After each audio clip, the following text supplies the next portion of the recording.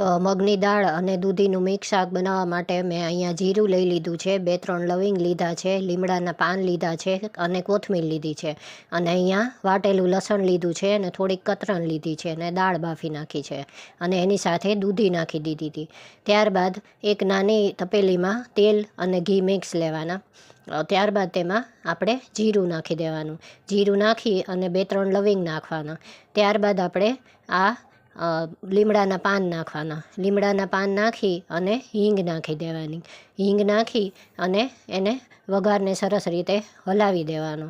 વઘારને એકદમ હલાવી અને એમાં થોડી હળદર નાખવાની. હળદર નાખી અને એ વઘાર છે એ આપણે આ દાળ બાફેલી છે એમાં નાખી દેવાની. એમાં મેં દૂધી મિક્સ જ કરી હતી, દૂધીના મોટા કટકા રાખ્યા હતા અને હળદર અને મીઠું નાખીને બાફી હતી. તો હવે વઘાર એમાં ઉપરથી નાખી દઈશું.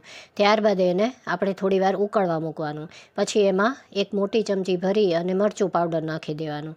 મરચું પાવડર નાખી અને એને હલાવતા રહેવાનું, એટલે મગની દાળ છે તો બેસે નહીં. ત્યારબાદ તેમાં કોથમીર નાખવાની. કોથમીર નાખી અને એને આ જે વાટેલું લસણ છે એ એમાં નાખી દેવાનું. લસણની કતરણ મેં વઘારમાં નાખી દીધી હતી અને વાટેલું લસણ પછી નાખવાનું. તો જો દૂધી પણ અહીંયા સરસ રીતે ગળી ગઈ છે. તો હવે થોડીક વાર એને ઉકળવા રાખશું એટલે આપણી એકદમ ટેસ્ટી મગની દાળ અને દૂધીનું શાક તૈયાર છે. તો તમે પણ આમ ટ્રાય કરજો, બહુ ટેસ્ટી લાગે છે.